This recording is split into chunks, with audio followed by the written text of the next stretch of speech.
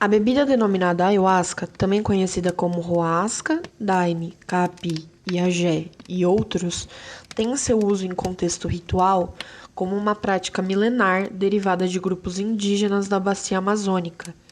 Historicamente, os primeiros relatos do uso da bebida aparecem em obras jesuítas do final do século XVII e início do século XVIII, embora saiba-se que a sua utilização é anterior a essa época. Registros arqueológicos revelam a presença de vestígios químicos dessa bebida em artefatos encontrados no sudoeste da Bolívia, datados do final do século X, porém a sua origem exata é incerta. Sua disseminação cultural só aconteceu no início do século XX, quando trabalhadores migraram para a Amazônia brasileira, atraídos pelo ciclo da borracha, e entraram em contato com a bebida.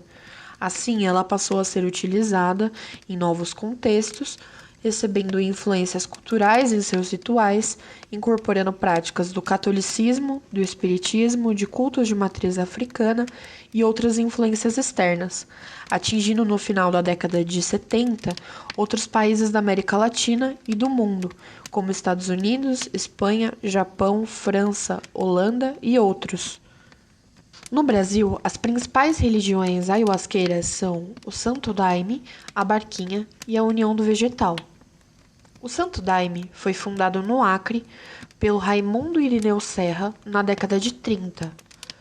15 anos depois, também no Acre, foi instituída a Barquinha por Daniel Pereira de Matos. Na década de 60, surgiu a União do Vegetal, em Rondônia, formada por José Gabriel da Costa.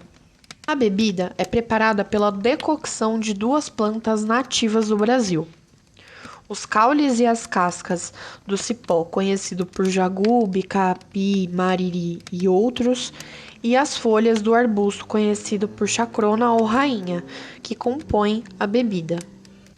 Do ponto de vista químico, a interação sinérgica entre essas duas plantas é bastante complexa.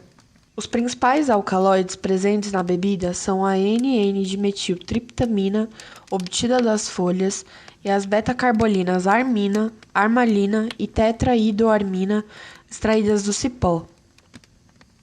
A estrutura química do neurotransmissor serotonina apresenta similaridade com a DMT, o que justifica o seu efeito psicodisléptico, alterando a percepção de quem a consome. A DMT, quando ingerida, não é ativa, pois é neutralizada pela enzima monoaminoxidase presente no trato gastrointestinal e no fígado. No entanto, as beta-carbolinas presentes no cipó inibem temporariamente a ação da enzima MAO, possibilitando que a DMT chegue até o sistema nervoso central. Logo, a atividade farmacológica da ayahuasca depende da interação entre os alcaloides ativos presentes das duas plantas. O consumo da ayahuasca em contextos rituais é controlado, tanto a dose quanto a frequência de consumo. Assim, os sacerdotes determinam a quantidade da bebida a ser oferecida a cada adepto.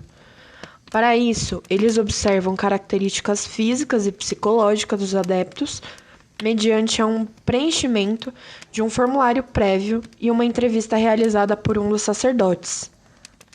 As cerimônias religiosas no Santo Daime são rituais nos quais se passa a maior parte do tempo cantando e bailando ao som dos hinos, que conferem uma importância significativa não somente no ritual, como na doutrina também. É o principal instrumento doutrinário do Santo Daime. O feitio é um momento muito importante nessa religião, pois é a oportunidade de produzir a bebida que será consumida durante o ritual. Assim, o feitio possui regras que são seguidas rigorosamente, com respeito, silêncio, devoção e esforço. É uma cerimônia que carrega muito simbolismo e remete à origem cultural dos povos indígenas que ainda hoje habitam a floresta amazônica. Na simbologia da união das plantas, o cipó do jagube é o elemento masculino e a folha da chacrona é o elemento feminino. O feitio envolve várias etapas, começando com a localização das plantas. As mulheres são responsáveis pela coleta e limpeza das folhas da chacrona, realizadas dentro da igreja, folha a folha, para serem levadas depois à casa de feitio. Já os homens colhem, limpam e raspam os caules e as cascas do jagube na casa de feitio, que depois de limpos são batidos sobre uma superfície. Essa atividade é conhecida como bateção e ocorre em um espaço da casa de feitio, onde ficam posicionados 12 troncos de madeira dispostos em 2 fileiras. Os homens utilizam marretas de madeira e batem ao mesmo tempo, entoando hinos, e o cipó é macerado até restarem apenas suas fibras. Geralmente, do outro lado da bateção, ficam a fornalha e a bancada onde a bebida escorre depois de cozida. As panelas são montadas com camadas intercaladas de cipó macerado e folhas, e só depois é que se coloca a água. As tarefas no feitio são bem definidas. Na panela fica o comandante da panela e um auxiliar. É um trabalho que, além de suportar o tempo extenso e o calor intenso, existe bastante concentração no preparo.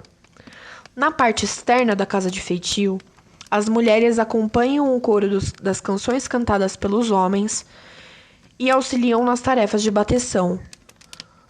E mesmo que o cozimento e a bateção sejam diferentes, ambos são trabalhos árduos. Assim, o feitio, além de ser um momento de fabricar a bebida, é um rito de comunhão e reforço de laços coletivos, no qual fica evidente a força, a organização e a eficiência do grupo.